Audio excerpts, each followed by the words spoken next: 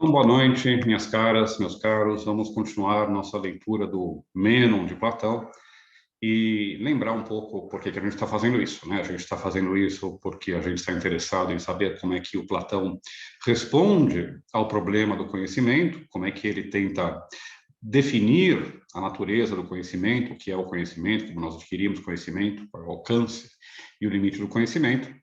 E para isso a gente está lendo alguns textos dele, né? E a gente está lendo o Mênon, vamos ler o Teeteto, poderíamos também ler outros, né? Por exemplo, ler as passagens da República e assim por diante, né? Mas vamos tentar nos focar nisso. E depois que a gente trabalhar o Platão, a minha ideia é ver um pouco algumas outras teorias do conhecimento, algumas reflexões epistemológicas ainda na Grécia Antiga, principalmente o ceticismo de um lado e a teoria do conhecimento do Aristóteles de outro, né, que, sob muitos aspectos, é bastante diferente daquela do Platão, né, sob muitos aspectos também, vocês vão achar que, apesar dela soar um pouco exótica aos ouvidos filosóficos contemporâneos, ela ainda assim é mais palatável, né, principalmente para quem tem um certo treino tomista, né, e moderno, do que aquela de Platão, né, que parece assumir algumas premissas bastante fortes, né? Por exemplo, a imortalidade da alma, tá? E depois, em seguida, a gente já vai dar um pulo temporal, a gente provavelmente não vai ler nenhum texto nem dos céticos, nem do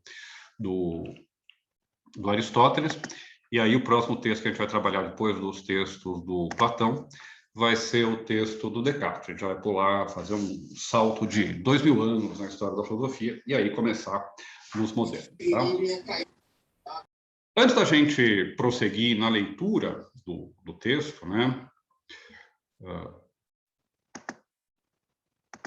eu quero retomar algumas coisas sobre metodologia da leitura do texto filosófico, né? Eu, às vezes, tento sistematizar algumas coisas, outras coisas eu falo no meio da nossa leitura, né? Então, hoje, antes da gente começar a leitura, eu quero sistematizar algumas coisas que eu venho falando, recuperar algumas coisas que a gente já viu para a gente entrar no texto bem preparados, tá certo? Então, por favor, também, quando quiserem perguntar alguma coisa, levantem a mão, coloquem lá uma mensagenzinha no chat, abram o microfone, me interrompam, tá? Liguem a câmera, de preferência, para eu ver vocês. Mas aproveitem que eu estou repassando algumas coisas que eu vou semeando durante as aulas para tirarem dúvidas, esclarecimentos e assim por diante, tá certo? Então, vejam só. Vocês se lembram que uma coisa que eu sempre repito, que vocês já viram na aula de lógica, já viram também na aula de teoria do conhecimento, né? Verão, se tiverem outras matérias comigo no futuro, né? É que o texto filosófico tem sempre uma certa estrutura. Ele tem sempre um certo modelo que permite a gente abordá-la, uma espécie de chave de entrada no texto filosófico, tá? E quando eu ofereço aqui um modelo de leitura, quando eu falo da estrutura de um texto, tá? É claro que isso não esgota o texto, isso é simplesmente, como eu acabei de dizer, uma entrada, um primeiro passo para a gente poder depois, de fato, desenvolver a leitura do texto, explorar o texto e assim por diante. Mas, pelo menos para quando a gente está na graduação, pelo menos para quando a gente está aprendendo a ler um texto, é interessante pensar sempre os textos de filosofia como tendo uma certa estrutura que é composta, vocês se lembram, eu falei isso algumas vezes, né? De, primeiro, problemas, né? Vocês se lembram que a filosofia é feita de problemas, responde a problemas, ou pelo menos problemas são bons guias para que a gente estude a filosofia, compreenda a filosofia, né? E se introduza na filosofia nos autores que nos interessam, tá? O problema é, vocês se lembram, aquela pergunta que o texto busca responder, né? Um texto como a Metafísica, do Aristóteles, busca responder a pergunta sobre qual é a estrutura última da realidade, e uma série de outras também, né? Quando eu falo que todo texto filosófico tem um problema, na verdade, ele tem vários. Há um problema central e vários outros que estão, na maior parte das vezes, às vezes até não, mas estão normalmente relacionados, de um certo modo, ao problema principal, né? Tudo depende do nosso foco, né? Como quando a gente observa a realidade. A gente pode olhar um grupo de árvores e ver uma floresta, a gente pode olhar a floresta, cada árvore individualmente, pode olhar um grupo de árvores, né? E, na medida em que a gente se aproxima do texto filosófico, a gente pode fazer a mesma coisa, né? Por exemplo, a gente está lendo Mênon, e o problema do Mênon, que ele colocado pelo próprio Platão, né? O que é a virtude, né? E a gente vê que a partir desse problema principal, se a gente focar, se a gente, digamos assim, começar a passear por dentro desse problema, surge um outro, se apresenta um outro, ou uma série de outros, que tem a ver com o conhecimento. Por exemplo, o problema de saber se é possível o conhecimento, né? Que é aquele que a gente encontra naquela passagem da aporia do Mênon, quando o Mênon fala que, quando eu não sei o que eu devo procurar, eu sequer posso buscá-lo, e se, como eu não sei o que eu estou procurando, eu, mesmo que eu encontrasse, não saberia aquilo, se eu encontrei aquilo que eu encontrei. Ou seja, se eu não tenho saber, não tenho como adquirir saber, né? O paradoxo do Mênon, um paradoxo que tem a ver com a possibilidade do conhecimento, e você se lembra, disse para vocês na última aula também, tem a ver com a possibilidade de aprendizado, de aprender e ensinar algo, que está intimamente ligada no Platão com o problema do conhecimento. Um outro problema que apareceu também, e que foi resolvido muito de passagem, porque apareceu na teoria da rememoração, é a tese de que a alma é imortal, né, que a gente já encontrou, que vocês viram que ele introduz por um mito, né, e simplesmente sem justificar. Bom, então, textos filosóficos tratam de problemas filosóficos. No nosso caso, o problema filosófico principal é o problema da virtude, né? O que é a virtude, ou se a virtude, primeiro, se a virtude pode ser ensinada, e depois isso se transforma na pergunta mais geral, o que é a virtude? Bom, os problemas são as perguntas, então, que movem o texto. E o texto responde aos problemas com as teses, tá certo? As teses é aquilo que a gente encontra nos manuais de filosofia, quando eles tentam dizer quais são as ideias do Platão, o que Platão disse, né? O pensamento vivo de Platão, como vocês quiserem, né? Então, por exemplo, vocês vão em qualquer manual de segundo grau que vocês têm lá disponível no colégio, na internet, vocês vão ver que lá está Platão defendia a doutrina das ideias, segundo a qual existe uma realidade eterna, imutável, suprassensível, a qual correspondem, né, as realidades particulares, blá, blá, blá. Bom, agora, entendeu Platão? Eu disse para vocês também, não é saber que Platão disse isso, que Platão disse ideias existem. Entender Platão é a gente entender por que ele introduz uma tese dessas, qual é a função dentro da filosofia platônica da teoria das ideias, da teoria das formas, do eidos, né? Bom, aqui, por exemplo, a gente vê que por trás parece haver uma certa referência, né, à teoria das ideias, quando ele começa a falar do conhecimento como rememoração, tá certo? Bom, as teses, então, são as respostas aos problemas. Então, a gente tem uma série de respostas aos problemas que são colocados pelo Platão ao longo do diálogo. E também, para outros problemas, nós não temos resposta. A gente não tem uma resposta definitiva e final sobre a virtude e sobre a possibilidade de ensiná-la. Mas a gente tem uma resposta, por exemplo, sobre o que é o conhecimento. Conhecimento é rememoração, tá?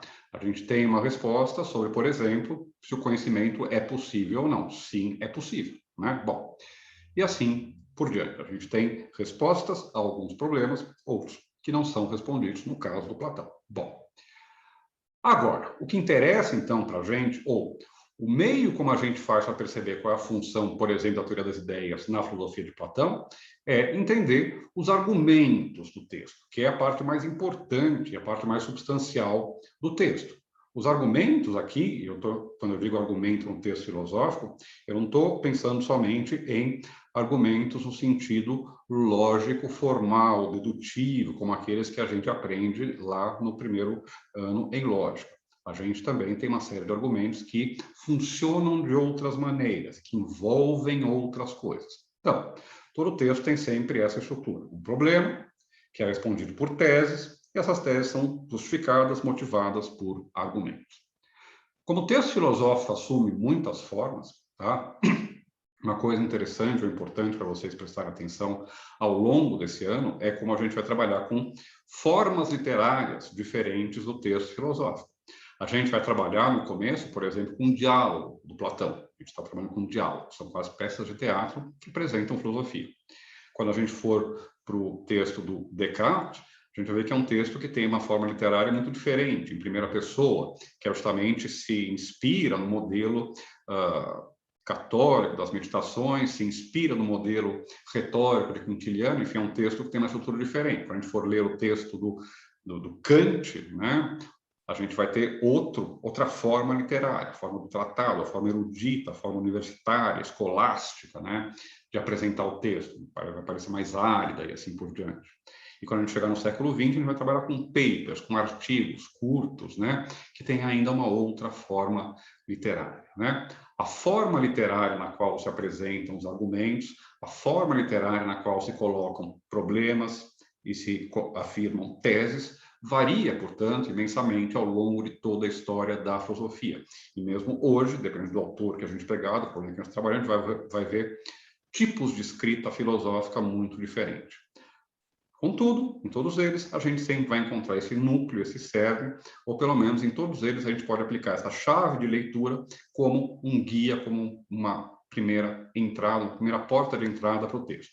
Procurar saber qual é o problema, procurar identificar as teses do autor e, sobretudo, depois se preocupar em compreender os argumentos que o autor apresenta. Tá?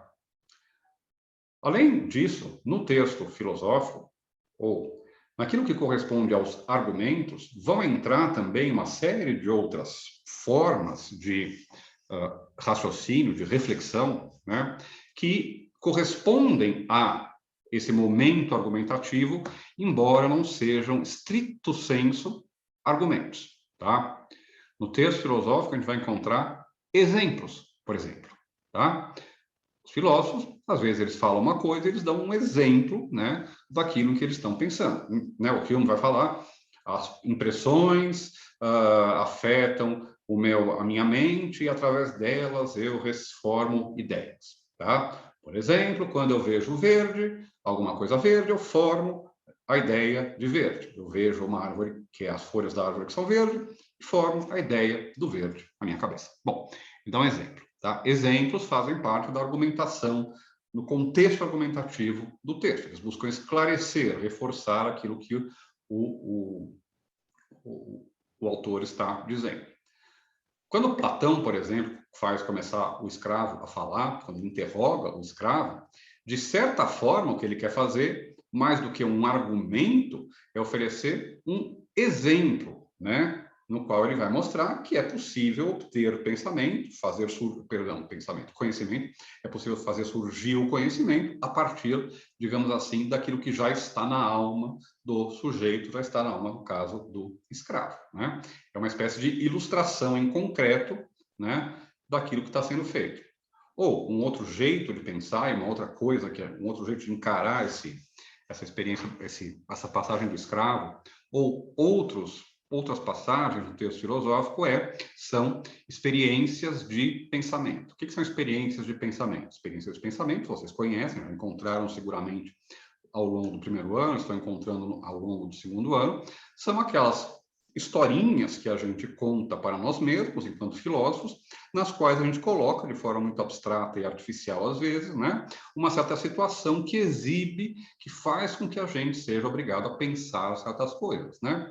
O exemplo clássico de experiência de pensamento em ética, aquele que vocês já devem ter visto, ou vão ver agora que estão estudando ética, do trolley, do bonde, né? Se eu tenho um bonde desgovernado indo, né? E aí eu posso desviar ele para matar uma pessoa ou 5 pessoas, o que tem que fazer? Bom, é uma experiência de pensamento, aparece no texto.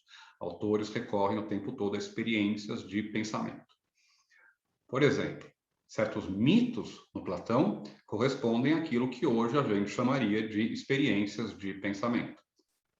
Se vocês leram a República, em filosofia antiga, em alguma outra disciplina, vocês provavelmente se lembram da famosa passagem do Anel de Giges, né? Giges era um agricultor, um camponês grego, está passeando no campo, ele vê uma mão saindo da terra, né, com uma rachadura na terra, pega o anel, tem um anel, ele vai pegar a mão volta para a terra, ele só consegue pegar o anel, percebe que ele fica invisível. O que ele vai fazer quando fica invisível? Mata o rei, violenta a rainha, rouba o reino e pronto, né? Bom, é uma experiência de pensamento que ele está apresentando para a gente. O que a gente faria na mesma situação? Será que os homens com a certeza da impunidade, no caso da que a invisibilidade garante, o que eles fariam? Experiências de pensamento também aparecem o tempo todo nos textos filosóficos, no Platão e nos outros autores. Outra coisa que a gente encontra no texto filosófico, e no caso do diálogo platônico isso fica bastante claro, é um jogo de objeções e contra-objeções, né? Quando eu digo alguma coisa, quando eu, filósofo, que está escrevendo o texto, o personagem que representa o filósofo, no caso, que é o Sócrates, né, afirma alguma coisa, ele pode muito bem, antes da objeção do seu interlocutor, prever, né, adiantar uma objeção possível e responder, né, respostas a objeções, né, reformulações de teses que estão obscuras também fazem parte da estrutura argumentativa do texto, tá? Outra coisa que a gente encontra, outra coisa que compõe essa estrutura argumentativa do texto, que faz parte desse movimento do autor para estabelecer a justeza das suas teses, é o recurso a definições, né? Platão busca definições. Então, definições são algo que é fundamental no texto filosófico, algo que às vezes é o objetivo a ser atingido, ou que muitas vezes é simplesmente dado ou colocado no texto, né? Quando o autor fala, por tal coisa eu entendo, né? Por exemplo, o Locke ou Hume, né? Por impressão eu entendo, não a lembrança flutuante, vaga, mas, né, o contato direto com a realidade, blá, blá, blá. Bom, eles definem, tá? Ou o Kant, né, vai dizer, chama a percepção transcendental o fato de que o eu penso deve poder acompanhar todas as representações. Definições fazem parte da argumentação dentro do texto filosófico. Elas compõem o movimento argumentativo do texto filosófico. Além de tudo isso, né, experiências de pensamento, exemplos, objeções e assim por diante, né, definições. Uma outra coisa que a gente encontra frequentemente no texto, e aqui, mais uma vez, no texto platônico, mas também em outros textos, em textos, por exemplo, dos filósofos modernos, contemporâneos, é o que a gente chamaria hoje, embora às vezes não seja chamado disso, de esclarecimento conceitual, tentar explicar o que a gente pensa, o que está por trás de um certo uso de uma palavra ou de um termo, por exemplo, ou tentar mostrar como certos filósofos usaram uma certa palavra, um esclarecimento, uma pesquisa histórica que visa, por exemplo, esclarecer sentidos daquele termo. Um exemplo paradigmático disso são aquelas etimologias malucas que o Heidegger faz, tá? Perdoem malucas, né? Exóticas, vamos dizer, que o Heidegger faz, né? Por exemplo, para explicar o significado que ele vai atribuir a um certo termo grego que ele reapropria e reaproveita para fazer filosofia em alemão. Bom, esse tipo de investigação, que vai então desde a análise lógica do Círculo de Viena, do Wittgenstein, do Russell, até coisas como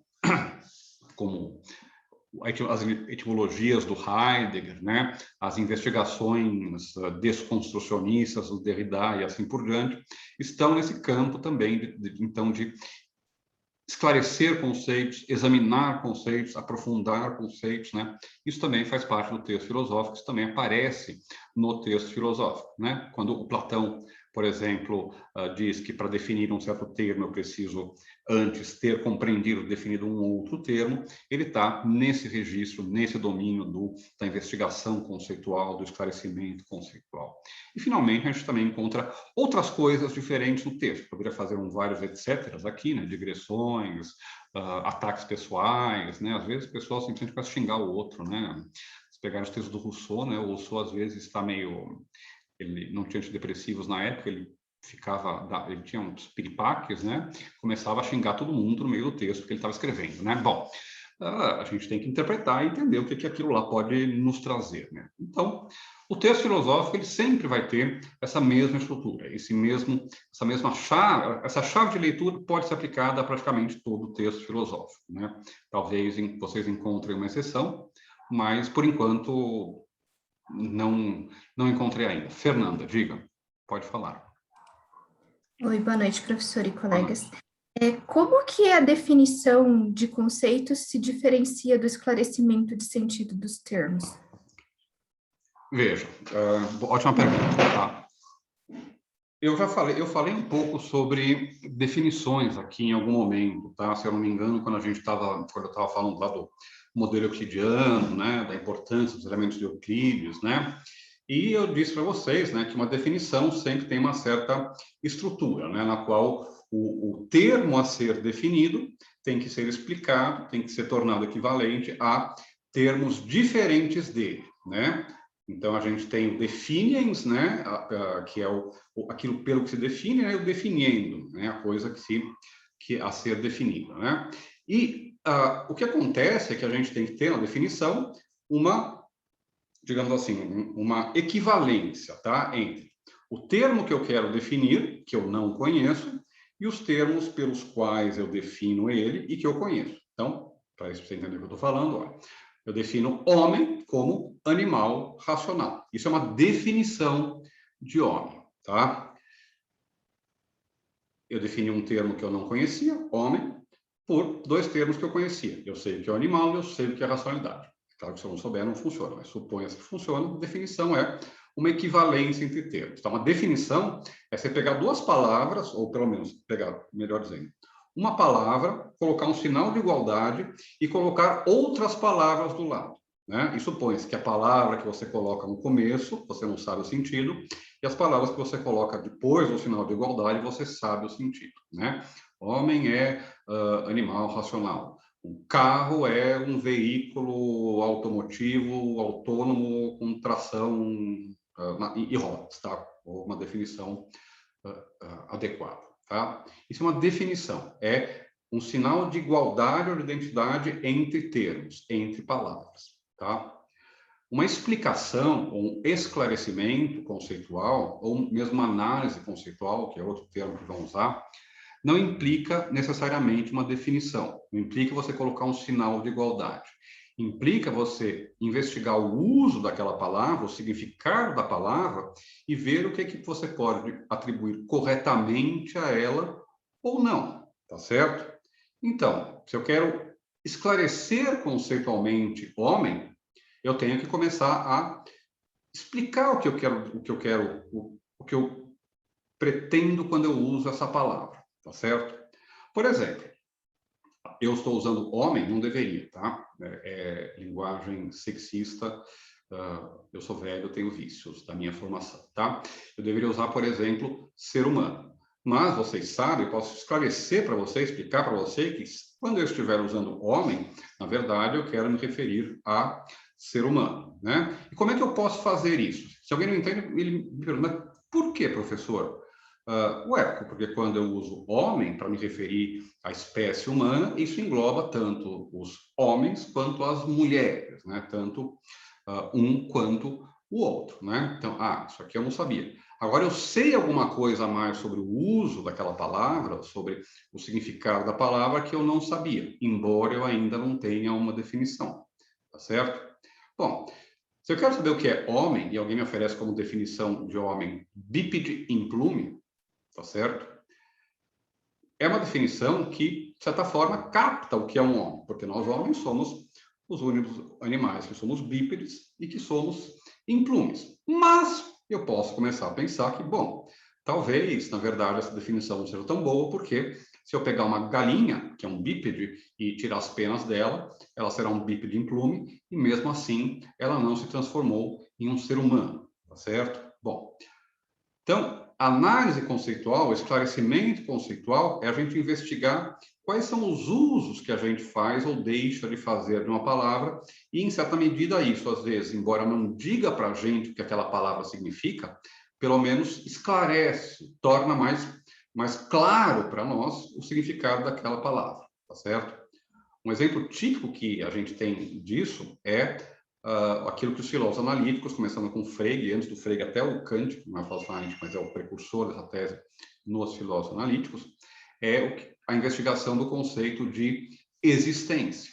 Tá? Definir existência, o que significa existir, dizer que algo existe, que algo não existe, é uma das coisas mais difíceis que a gente tem na filosofia. Né? E em várias línguas, em português a gente consegue desviar isso um pouco, mas em várias línguas, né, o problema é complicado ainda mais pelo fato de que os verbos ser e existir, né, são o mesmo verbo, né?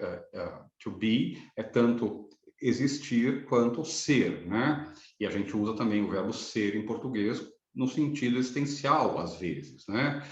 Bom, o que significa usar o verbo ser, ou dizer que algo é, por exemplo?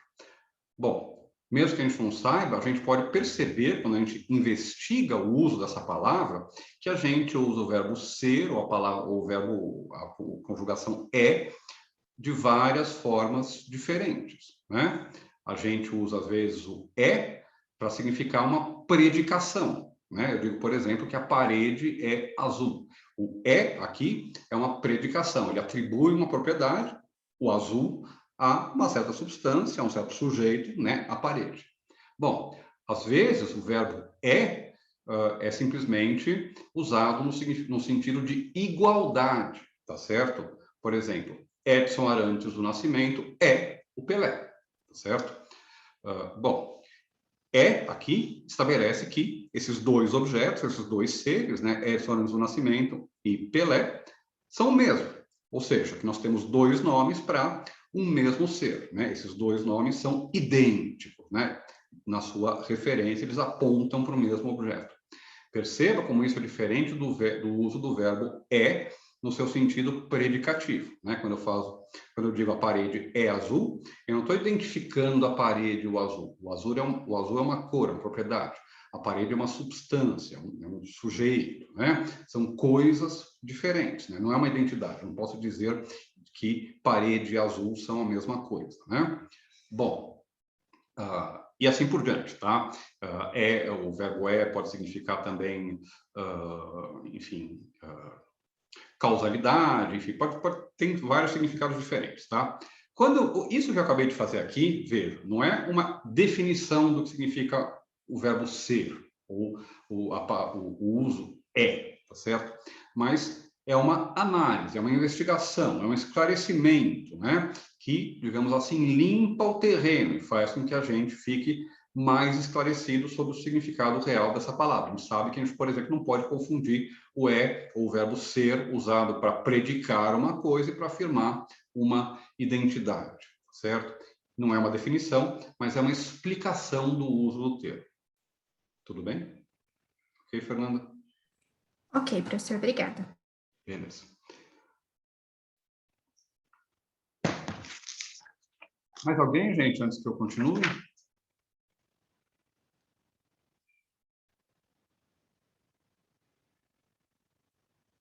Tá.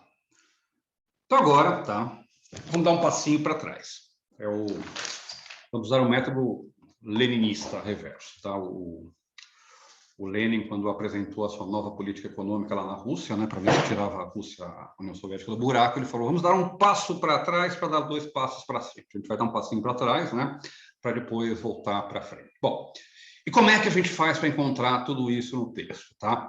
Professor, eu entendo quando você fala, tá, que tem tese, argumento, problemas, tal, mas quando eu vou ler o texto eu não consigo encontrar isso, fica tudo meio confuso, eu não sei o que é uma coisa, o que é outra e assim por diante, tá? Bom, para a gente resolver isso, a gente tem que ler o texto filosófico e ler o texto filosófico de vários modos diferentes e várias vezes, tá?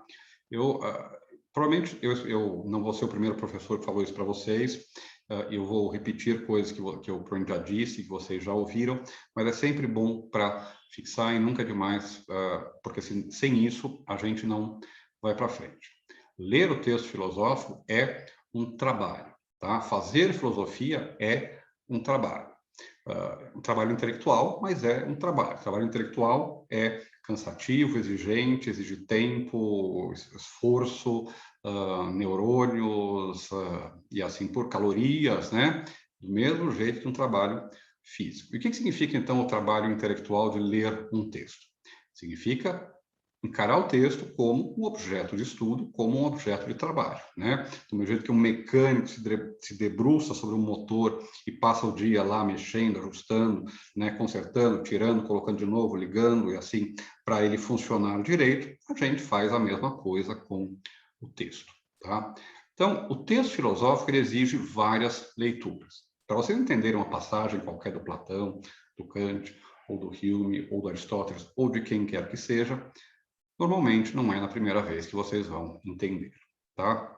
E assim, eu não quero dizer que daqui a 10 ou 15 anos, quando vocês estiverem lendo um livro de filosofia, vocês vão ter que ler o livro 4 ou 5 vezes, tá? O que eu quero dizer é que, pelo menos nesse momento em que vocês estão em formação, aprendendo a ler o texto, tá? Vocês têm que ter essa paciência de voltar várias vezes para o texto, de fazer esse exercício, tá? Para ganharem justamente essa prática, porque depois, daqui a 5 anos, ou 2 anos, ou 10 anos, quando você chegar em qualquer texto filosófico, vocês vão precisar fazer tudo isso em momentos separados, tá? Mas pelo menos agora, é bom vocês pegarem 3 ou 4 textos, os textos das principais disciplinas que vocês têm, dos que mais interessam vocês e assim por diante, e de fato trabalharem com esses textos, ler esses textos várias vezes. E o que que precisa, ou quais são os momentos que a gente tem na leitura do texto filosófico, tá? Isso eu já disse no finalzinho de uma aula, dessas aulas nossas, tá? Inclusive, acho que eu estava respondendo para a Fernanda, né? Que o primeiro momento da leitura do texto é o momento da leitura literal, o gramatical, tá certo? Uma coisa óbvia, tá? Mas que a gente às vezes desconsidera, é que por vezes a gente não entende o texto porque a gente não entende as palavras que aparecem no texto. Às vezes a gente entende as palavras, mas não sabe qual é o uso que está sendo feito pelo autor, acha que entendeu e não entendeu o texto, tá? Então, compreender as palavras que aparecem no texto e compreender a estrutura gramatical do texto, tá certo? Lembre-se de uma distinção importante que a gente tem em lógica, entre a forma lógica e a forma gramatical de um argumento, né? Os argumentos têm uma forma lógica que é sempre a mesma. As premissas, as razões para afirmar alguma coisa e a conclusão, aquilo que é afirmado, aquilo cuja verdade é garantida pelas premissas. Premissas antes, né? Conclusão, concluindo, fechando, depois, né? Bom, vocês sabem muito bem, viram vários exemplos disso, né? Nem sempre no texto filosófico, na argumentação de todos os dias, as premissas vão vir antes e a conclusão vai vir depois. Eu posso dizer todo homem é mortal, Sócrates é homem, logo Sócrates é mortal, mas eu posso dizer também Sócrates é mortal porque ele é homem e porque todos os homens são mortais. Começar pela conclusão. Bom, do mesmo jeito, então, que nem sempre a forma gramatical de um argumento corresponde à forma lógica do argumento, a forma gramatical do texto nem sempre corresponde à forma lógica, ou, se vocês preferirem, à estrutura filosófica, né, argumentativa do texto. E, às vezes, a gente tem que reconstruir. Isso diz respeito tanto ao texto em geral, como um todo, quanto a certas passagens, né, no texto. Às vezes, por exemplo, o autor vai usar um isto, ou aquilo que afirmamos. E o que você tem que fazer? Você tem que ter o cuidado, né, de ir e procurar encontrar a que se refere esse isto, esse aquele, ou aquele outro, né? Porque às vezes a gente acha que ele está falando, por exemplo, o Kant, quando vocês forem ler o Kant, vocês vão ver, o Kant faz frases de 2 páginas, tá? Começa numa página, termina na outra e é a mesma frase. Você tem que parar e separar as coisas. Você tem que parar e dizer, bom, peraí, isso aqui se refere a isso, né?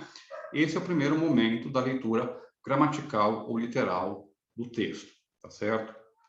E para entender o texto, a gente tem que entender isso. Tá? Por exemplo, aqui no texto que a gente está trabalhando, essa tradução da Maura Iglesias, né, do Meno, é um texto que está bem traduzido, ele é bastante fiel, embora tenha uma outra coisa que a gente possa contestar, mas ele é bastante fiel, mas ele não é o mais elegante em português. Tem umas construções que são meio forçadas, né, ou pesadas, pelo menos. Né? E, às vezes, é melhor a gente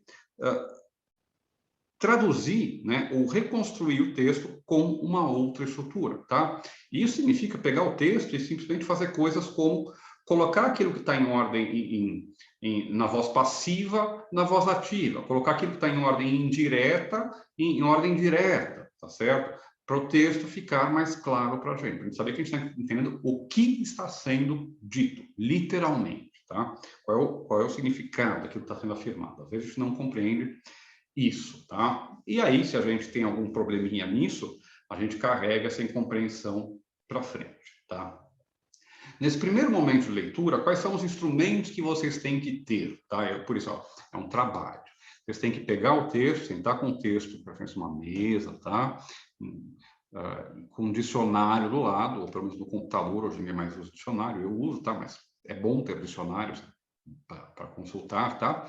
Dicionários e gramática, tá? Às vezes a gente não tem uma dúvida de gramática, é bom a gente ter uma gramática para consultar, para entender o que o autor está dizendo, porque aquela construção é estranha ou difícil para a gente, tá? Um segundo momento da compreensão do texto, aí já não é mais simplesmente entender o que está sendo dito, mas é, digamos, ler prestando atenção. Bom, eu sei o significado do texto, das palavras que aparecem no texto, do que está dizendo. Agora vamos ler de novo, né? E prestar atenção no que ele está dizendo, no que ele quer dizer, né? E aí isso significa, então, procurar ver a estrutura do texto, né? Por exemplo, aqui no texto do Menon, a gente tem aqueles subtítulos, vocês lembram, né? Que colocam para a gente os momentos do texto. Se você não tem isso, você tem que fazer isso no texto. Você vai trabalhar um texto para o teu TCC, para fazer um trabalho de conclusão de semestre, um trabalho de conclusão de curso, é isso que você tem que fazer com o texto. Tem que pegar o texto e ficar trabalhando nele, mexendo nele, destrinchando ele, né? E de fato, se debruçando nele para que ele se torne transparente para você. Nesse segundo momento, o que você tem que ter para fazer isso? Bom, continua usando o dicionário, continua usando a gramática, mas é bom nesse momento ter lápis, caneta, tá? Um caderno para vocês irem anotando, ou no texto que vocês têm, né? E escrevendo, né? Podem fazer anotações uma da outra, né? Ou se não tem, peguem um caderno e vão anotando as coisas, né? Em um caderno, em que vão lendo, né? É importante fazer isso, tá? Já disse para vocês. Aliás, uma consequência disso que eu estou falando, tá? Vocês têm as aulas gravadas, podem ver elas 50 vezes, mas eu recomendo, tá? E não só a minha aula, mas a aula dos outros professores, tá? Peguem e quando estão ouvindo a aula, anotem, vão anotando, fazendo a estrutura da aula, anotando o que está lá. Por quê? Está mais que provado, acho que não sei se eu disse para vocês, mas a gente tem estudos, né, em que psicólogos mostraram, né, que a nossa retenção, aquilo que a gente consegue guardar do texto, do estudo, é imensamente maior quando a gente escreve, tá? E é escrever mesmo, com a caneta, tá? No computador também tem um ganho, vocês anotarem isso em num arquivo de Word e gravarem no computador. Mas o gesto manual, né, que liga o nosso cérebro, a nossa mão e a tinta no papel, ele conecta ligações com os nossos neurônios, né, que fazem com que a gente fixe o texto, fixe a compreensão do texto. Né? Uma vez que quando vocês tiverem, como eu, um monte de cadernos, né, ou arquivos no computador, se vocês quiserem, com um monte de textos estudados, anotados, né, isso volta naturalmente para a cabeça de vocês, né? Porque a gente erra às vezes, né? Porque a nossa memória é meio limitada, né? Uma coisa escapa, mas a gente fixa muito melhor do que se não escrever, tá? Então, é importante escrever à mão, ou pelo menos escrever no computador, mas escrever, ir anotando o texto, né? Esse processo faz com que a gente fixe e se debruce no texto, tá? Entende isso? E o que precisa, então, nesse segundo momento? Paciência, tá?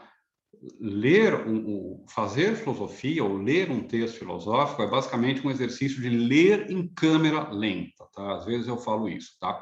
A leitura filosófica é uma leitura em câmera lenta, uma leitura na qual a gente para, põe o replay e volta em câmera lenta aquela passagem, tá certo?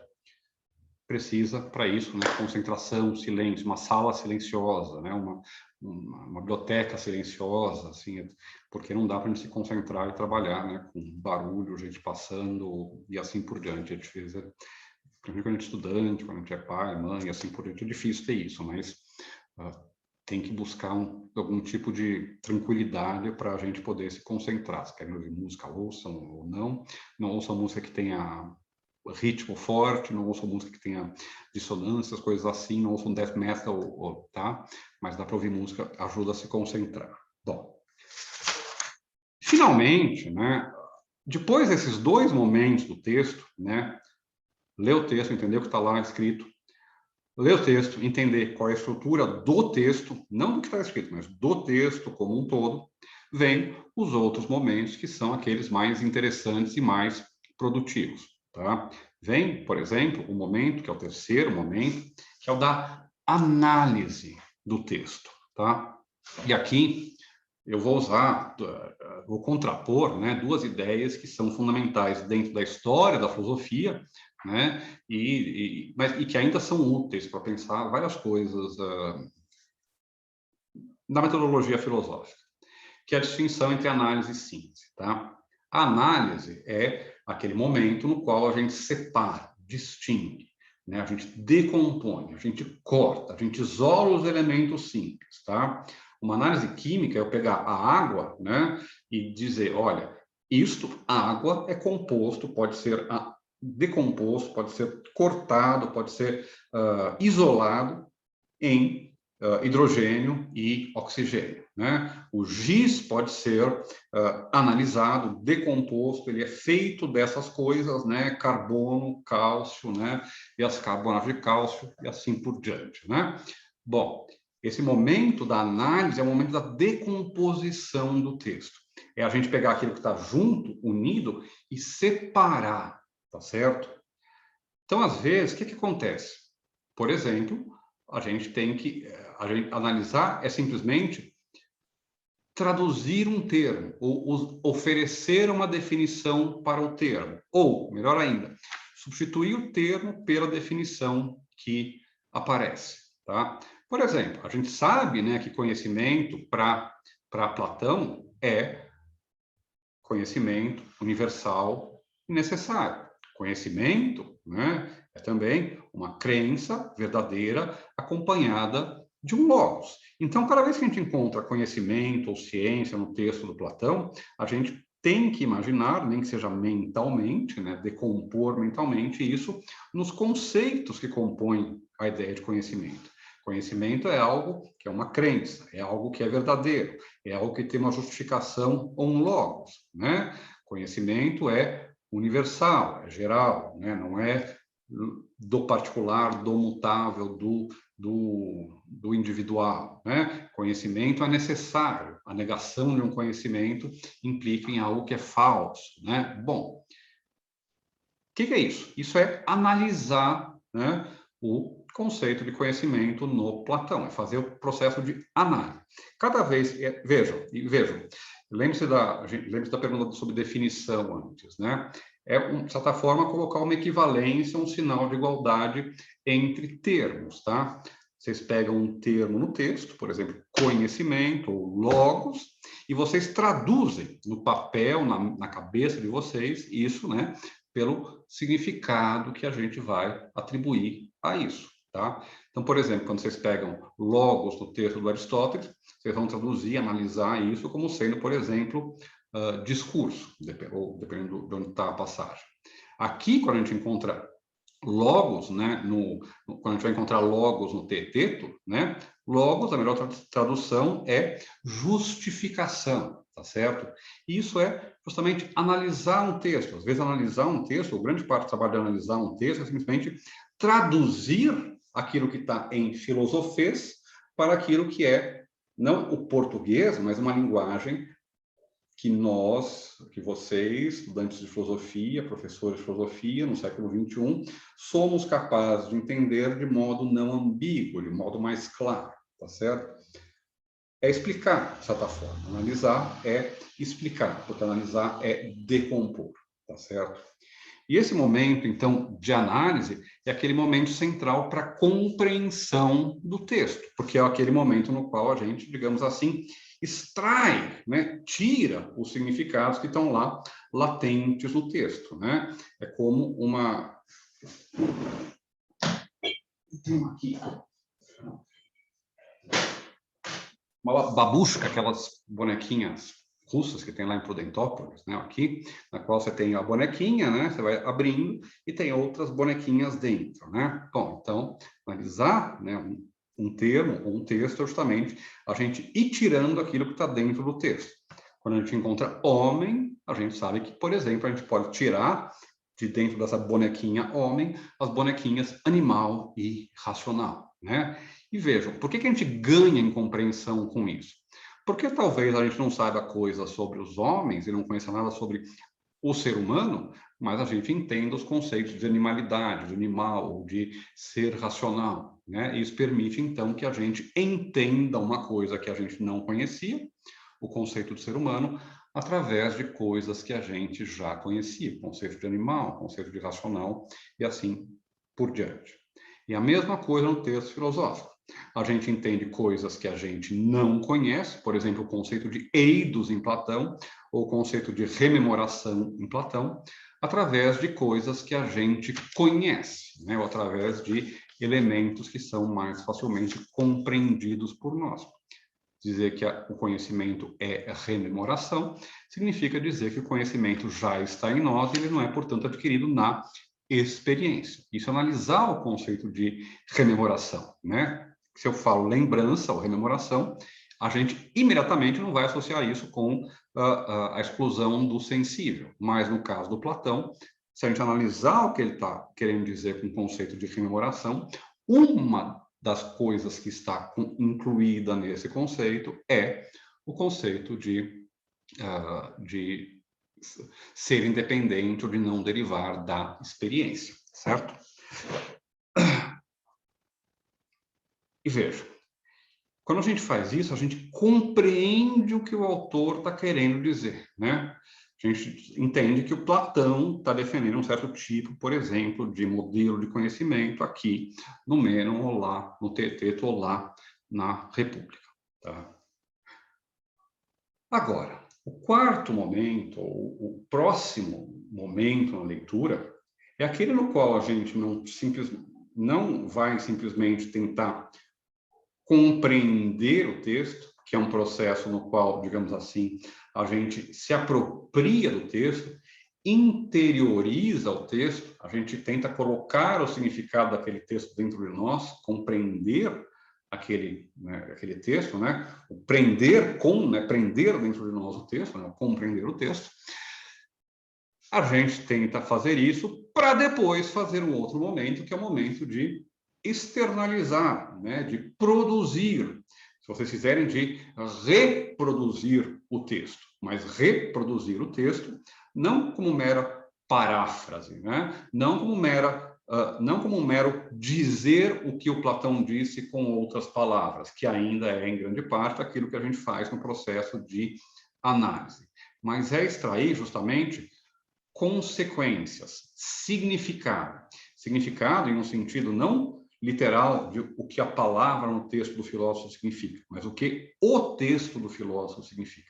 O que ele quer dizer para a gente? O que a gente pode tirar disso para, por exemplo, pensar o problema do conhecimento hoje, ou pensar como os gregos entendiam o conhecimento, e assim por diante. Tá?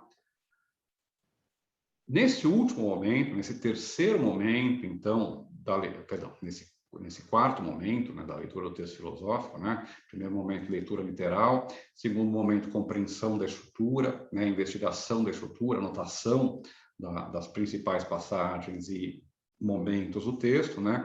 Terceiro momento, análise do texto, a decomposição do texto, a retradução do texto em uma linguagem que seja compreensível para nós e para os outros. E, finalmente, então, o quarto momento é a interpretação do texto. É você atribuir um sentido ao texto. É você dizer, olha, o Platão quis dizer isto. Ou o texto do Mênon, ou qualquer outro, né, nos revela, nos diz isso. A gente pode pensar isso a partir dele, a gente pode extrair isso dele. Se a gente for pensar no conhecimento, isso é interessante, isso não é, e assim por diante. Tá? E esse momento já não é mais um momento, então, como esse terceiro, ou os três anteriores, né, de interiorização do texto, de tomar posse do texto, mas é ao contrário de exteriorizar, de exprimir o texto. É transformar aquela compreensão que vocês tiveram em um texto no qual, que é um trabalho de conclusão de semestre ou um TCC, trabalho de conclusão de curso. É transformar isso em um seminário que vocês vão apresentar sobre o texto que estão estudando em sala de aula, ou uma comunicação que vocês vão dar em uma palestra, em uma semana de filosofia, né, sobre aquele texto.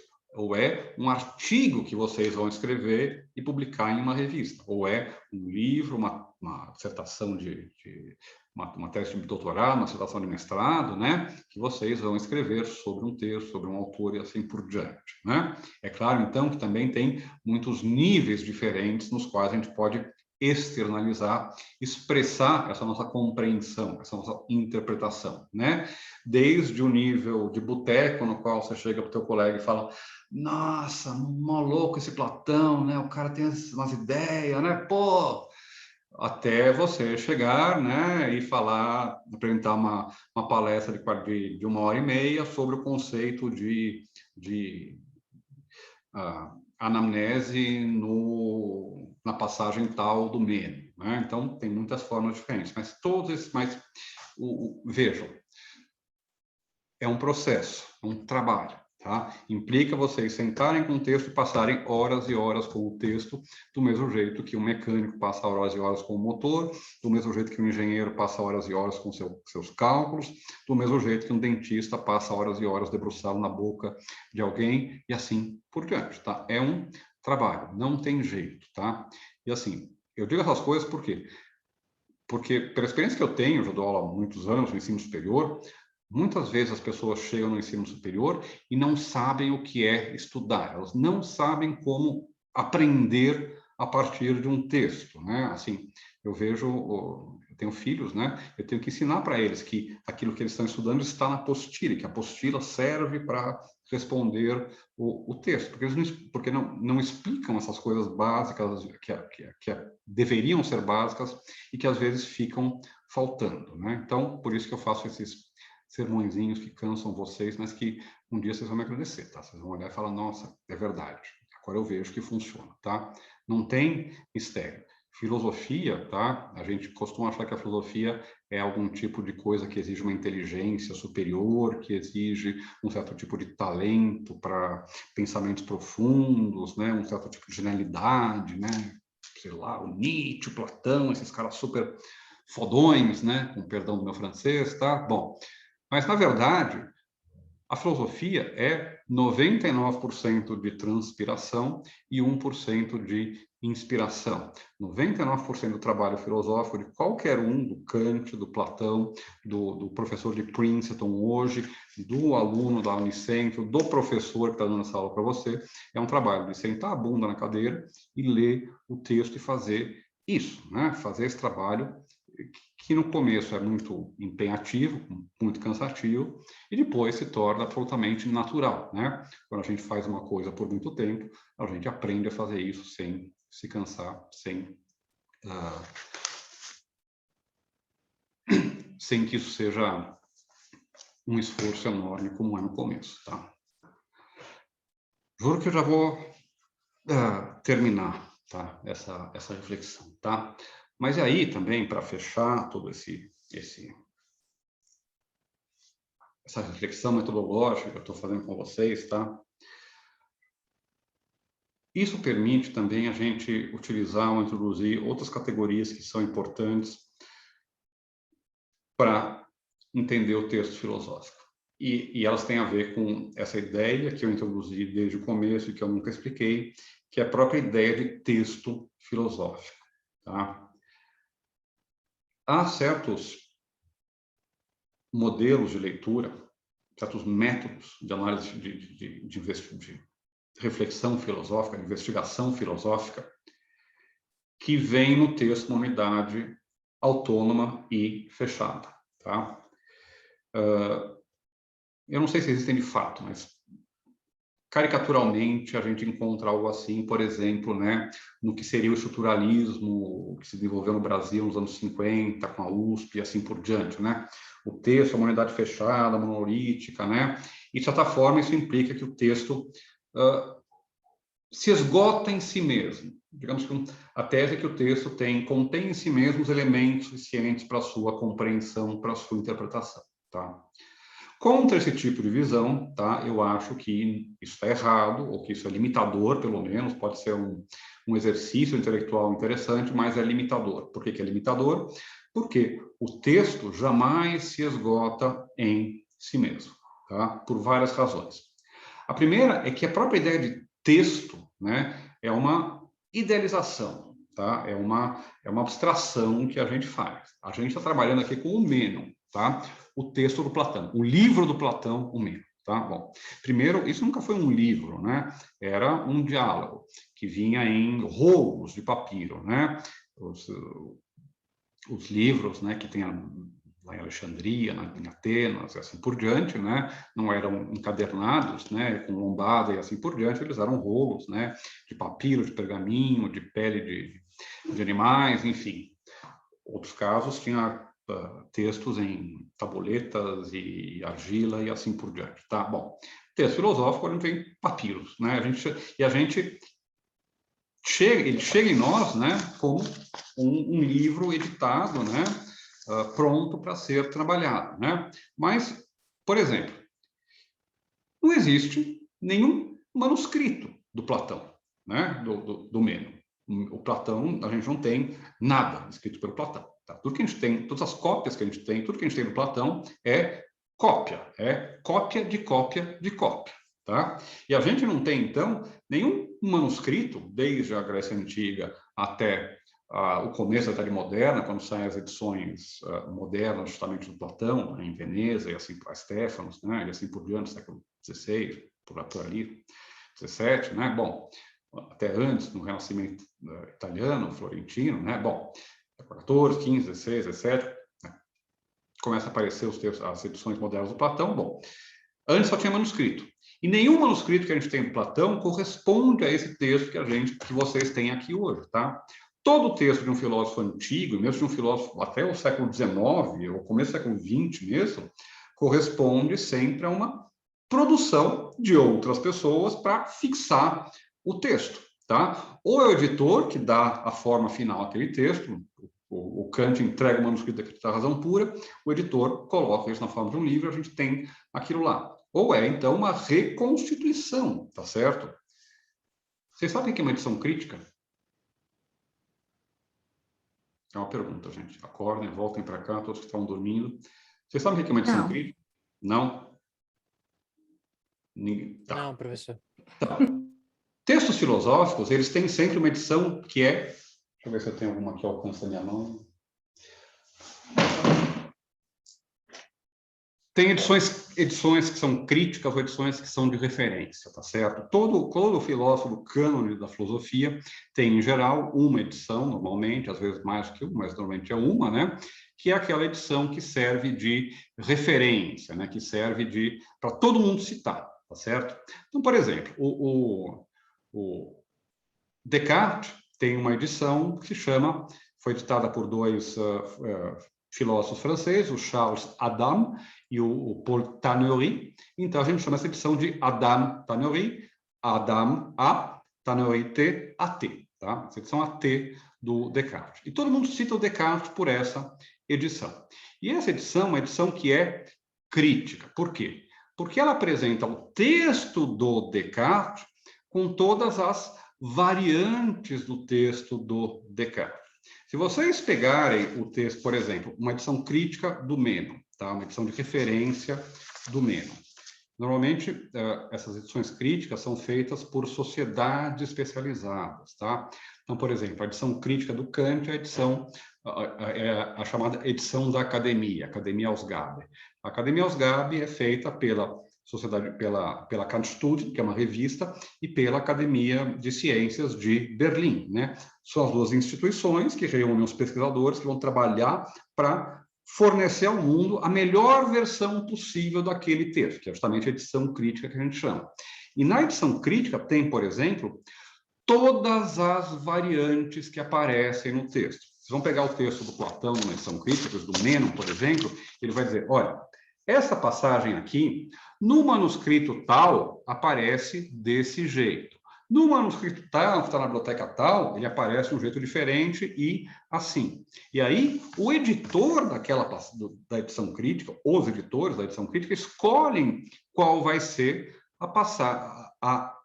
o texto base que a gente vai adotar, mesmo que haja aqueles textos alternativos, tá certo? Então, a edição crítica é aquela edição que mostra todos os momentos diferentes que o texto passou, todas as variantes diferentes que o texto recebeu, tá certo? E isso a gente tem edições críticas de todos os grandes filósofos, né? A edição da Academia para o Kant, a edição da Tannery para o Descartes, a edição Stephanus lá para o Platão, depois as edições do Becker, Trendelenburg e Bonitz no século XIX para o Aristóteles e assim por diante. Tá? Então, o próprio estabelecimento do texto filosófico é um problema filosófico, porque essa coisa, o texto filosófico, não existe, é uma idealização, tá certo? É claro que hoje em dia, né, vocês vão ler um artigo meu ou de algum colega meu professor no departamento, né, a gente tem uma certa ideia, né, uma certa confiabilidade de que aquele texto é o texto que importa para a gente, com o qual a gente pode trabalhar. Mas ao longo da história da filosofia, isso não é o que a gente pode assumir, tá? Os textos filosóficos, eles têm textos diferentes, né? Vocês pegarem, por exemplo, trabalhar a crítica da razão pura. A primeira coisa que alguém vai falar, se você falar, professor, eu quero estudar a crítica da razão pura e escrever uma coisa sobre isso, ele vai te falar, tá, mas você quer trabalhar na primeira ou na segunda edição? Por quê? Porque são dois textos que têm passagens que são completamente diferentes, onde provavelmente a gente tem interpretações muito diferentes que devem ser atribuídas a uma e outra passagem, tá? Então, a gente tem, por exemplo, usar uma boa edição crítica para estabelecer o texto do Platão. Tá? Agora, deixa eu pegar a ideia de edição crítica, esse trabalho de fazer as edições dos filósofos, para introduzir mais duas ideias que eu queria apresentar para vocês, tá? Que tem a ver com a ideia de texto. O texto é uma idealização. A gente fala, olha, isso é o texto do filósofo. Tá? Quem decide? A comunidade filosófica, o editor do texto, a gente, tá? E depois que a gente decidiu, alguém pode vir e mostrar para a gente que, na verdade, o texto não é aquele, tá? E veja, estou dizendo isso de um jeito bem concreto, tá? Se vocês forem pegar reflexões nos anos 50, 60, por exemplo, os franceses, vocês vão ver que eles vão questionar a própria ideia de autoria, né? Tem um famoso texto, tem uma série de famosos textos do Foucault, por exemplo, né? A Ordem do Discurso, que é um autor, que justamente vão mais a fundo ainda nesse questionamento da ideia de um texto, de um autor, de autoria e assim por diante. Bom, mas o ponto é, o texto é uma idealização, o texto é uma coisa que a gente fala, este é o texto, tá? Mas veja, o texto, para ser aquele texto, não pode ser só aquele texto, porque ele é uma idealização. Ele é também o quê? O intertexto, os outros textos que eu uso para compreender e para dar sentido àquele texto. Isso vai desde uma coisa muito concreta, como, por exemplo, para fazer uma edição crítica do Mênon, eu pegar todos os manuscritos que tem do Mênon e resolver, olha, a gente vai levar em consideração essa versão aqui, tá? Eu usei vários textos diferentes, um manuscrito de Oxford, outro lá da Alemanha, outro que estava perdido na Polônia, para fazer aquele texto.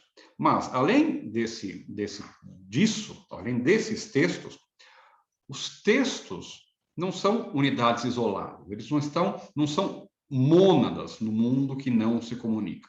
Os textos se comunicam com os outros textos, né? E é isso que a gente chama justamente de intertextualidade. Por exemplo, para a gente entender a teoria do conhecimento do Platão apresentada no Mênon, o que a gente precisa também? A gente precisa, pelo menos, ter uma ideia do que são os diálogos socráticos, né, que concluem em aporia, para a gente ter uma ideia do que o Platão está fazendo. A gente tem que ter uma ideia de que há uma resposta positiva para o do conhecimento lá no Teteto, que é posterior ao Meno, né? Ou ainda, eu disse, olha, o Platão não apresenta um argumento para defender a imortalidade da alma no Meno, ele simplesmente introduz a imortalidade da alma como sendo um mito, né? Mas se a gente conhece o Platão, se a gente é capaz de fazer, então, esse exercício de intertextualidade, né, a gente sabe que há um outro diálogo no qual ele oferece uma prova para a existência, para a imortalidade da nossa alma, né?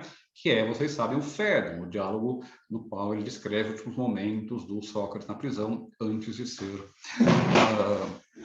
ser executado, né? Onde tem aquela famosa passagem em que em que o Sócrates vai dizer que filosofar é aprender a morrer, né? E que um homem sábio não deve temer a sua morte, porque justamente ele conhece a filosofia e perdeu o medo da morte. Bom, lá ele prova, ele oferece um argumento, bom ou ruim, vocês podem julgar, para a imortalidade da alma. Ou seja, não dá para a gente entender por que o Platão está, de fato, defendendo a imortalidade da alma aqui, sem apresentar qualquer argumento, se a gente não souber que ele tem argumentos para isso, por exemplo, em outro diálogo, que é o Fédon, né? O outro diálogo do Platão. Então, vejam, o texto ideal, a compreensão ideal de um texto, exige que a gente remeta esse texto, relacione esse texto com outros textos, tá?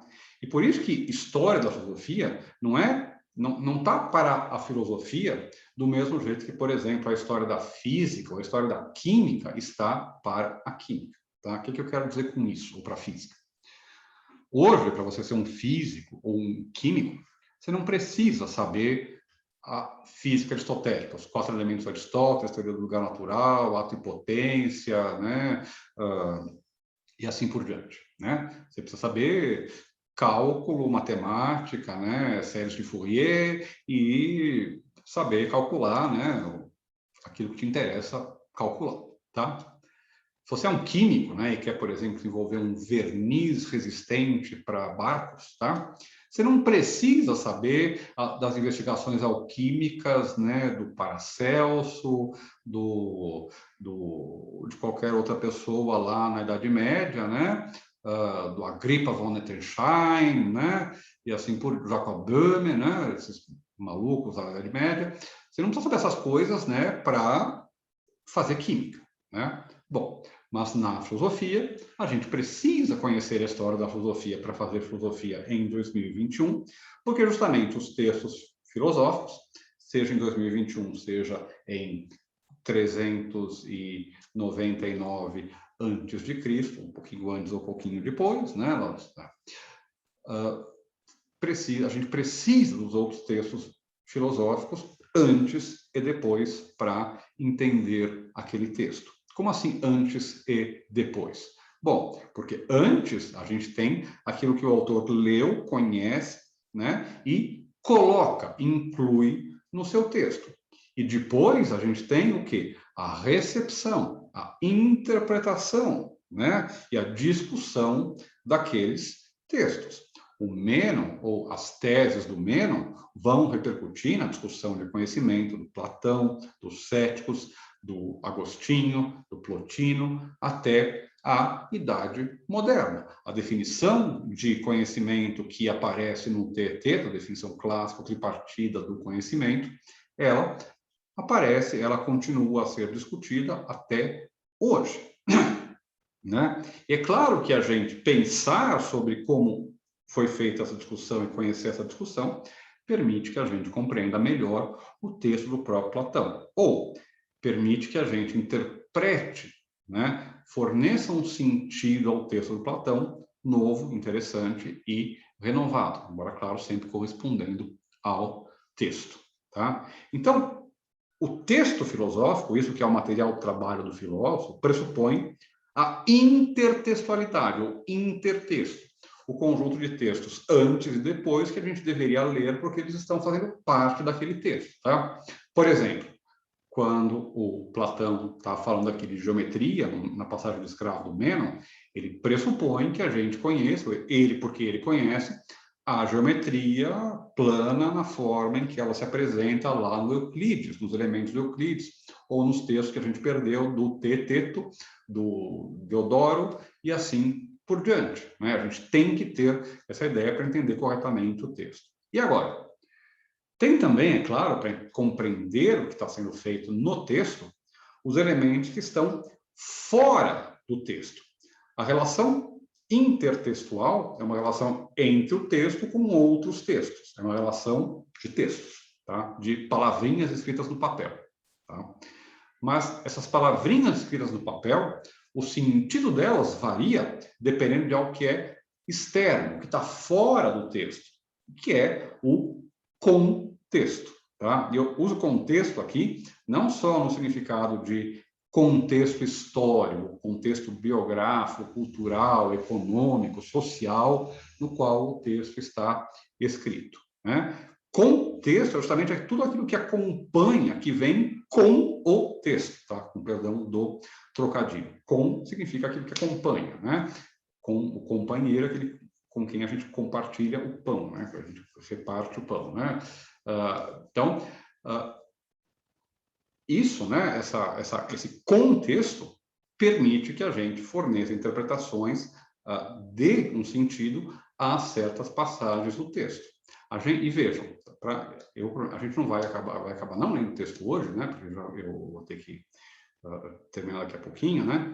Mas vejam como todas essas coisas que eu estou falando para vocês, de uma forma ou de outra, elas aparecem no texto. A gente já usou elas. O que eu estou fazendo, o que eu fiz hoje foi mostrar para vocês as coisas que eu procuro, que vocês também podem procurar no texto e que permitem a gente entender melhor o texto, né? Quando eu apresento lá os elementos do Euclides, quando eu falo do Teeteto, da República, né? Quando a gente tenta entender o Platão no contexto, né? da Grécia, das crenças religiosas da Grécia e assim por diante, a gente está inserindo o texto, o Mênon, no contexto, em algo que é externo ao texto, em algo que não está no texto, né? Que é justamente esse momento. Quando a gente lembra daquela passagem que a gente leu e para a qual eu chamei a atenção, na qual o Mênon diz, né? Eu fazia discursos lindos e maravilhosos para todo mundo, né? E achava que sabia tudo sobre virtude, mas agora eu estou perdido, né? A gente, se não entende, não conhece o contexto do texto, a gente vai pensar, que gesto de humildade, né, do Mênon, então, ele está reconhecendo o erro, né? Pronto, vamos em frente do texto. Mas o que eu mostrei para vocês, o que eu disse para vocês olha, isso aqui, na verdade, é uma crítica, né, aos políticos da Grécia, aos governantes da Grécia, né? Isso aqui é um aceno às teses platônicas sobre como deve ser o governante, é um aceno à crítica platônica aos sofistas, que é tão fundamental nos textos como Protágoras, o Gorgias, assim por diante, né? Aos quais ele contrapõe sempre o seu modelo de conhecimento, né? E assim por diante, né?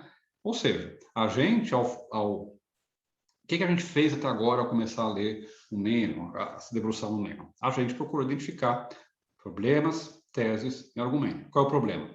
O que é a virtude, se a virtude pode ser ensinada, né? E, para a gente saber o que é virtude, o problema que deriva desse, né? O que é o conhecimento? Eu posso saber o que é a virtude, ou o que significa saber? Bom, teses. A virtude não pode ser ensinada, embora a gente possa mostrar que quais são as formas inadequadas de pensar a virtude, né? E o conhecimento é possível, sim, né? O conhecimento é rememoração e já está em nós, né? O conhecimento é possível. Tese. Argumentos para isso. Bom, uma série de argumentos. Primeiro, mostrar que aquele que imagina que sabe o que é virtude não sabe o que é virtude. Todo aquele primeiro momento do diálogo, que a gente não vai ler, mas que eu imagino que vocês leram, né? No qual o Sócrates identifica sempre o erro lá, ó, você está me dizendo que você está me dando exemplos de virtude, e eu não quero saber quais casos de virtude existem, mas o que é a virtude. Bom, isso aí é um momento da argumentação do texto para estabelecer a tese de que eu não posso ensinar a virtude. Bom, o caso do analogia da raia, o mito da imortalidade da alma, e agora a passagem do escravo, a experiência de pensamento do escravo, ou o exemplo do escravo, é bom a gente se perguntar o que é isso aí do escravo, né? Também faz parte do argumento para estabelecer que não é possível ensinar a virtude, mas o conhecimento é possível sim, tá certo? A gente fez tudo isso. A gente fez tudo isso como? A gente fez tudo isso passando por esses vários momentos da leitura, que eu não detalhei para vocês, mas que obviamente estão presentes quando a gente se debruça no texto e que envolvem, então, a compreensão literal, compreender um pouco mais além do literal e saber o que ele quer dizer no contexto do diálogo, ir além do que ele quer dizer no contexto do texto e ampliar isso, explicar isso com outras palavras, e finalmente, então, extrair consequências, né, filosóficas para a nossa reflexão desse texto. E a gente fez isso como? A gente fez isso explorando contexto, a gente fez isso explorando o momento no qual Platão escreve, o momento no pensamento do Platão no qual se insere o Mênon.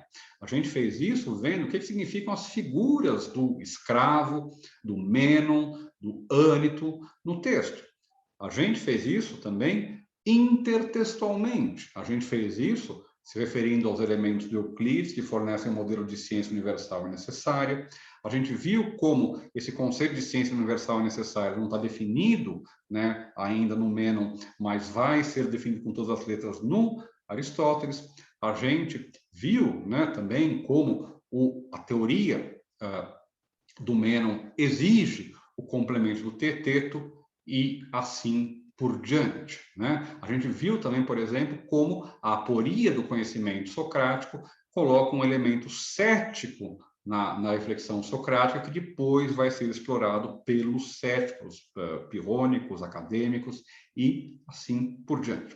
Tudo isso que eu fiz, quando eu chego aqui e fico um tempo falando sobre o texto, isso é o resultado, ou isso é simplesmente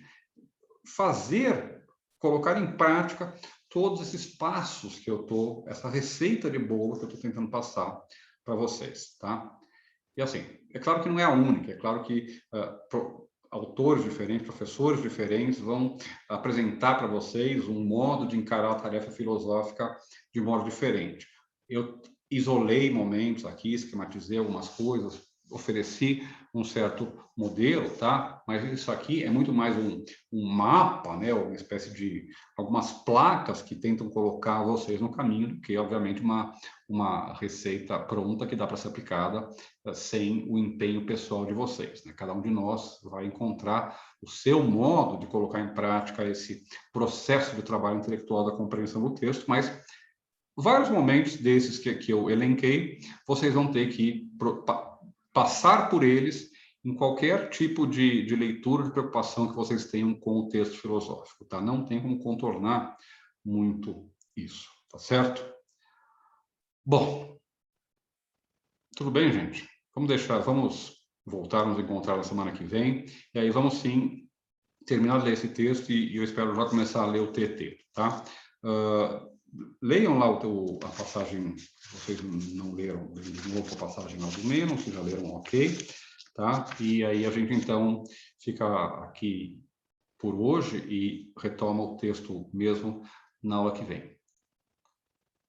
Dúvidas, perguntas, angústias, esclarecimentos?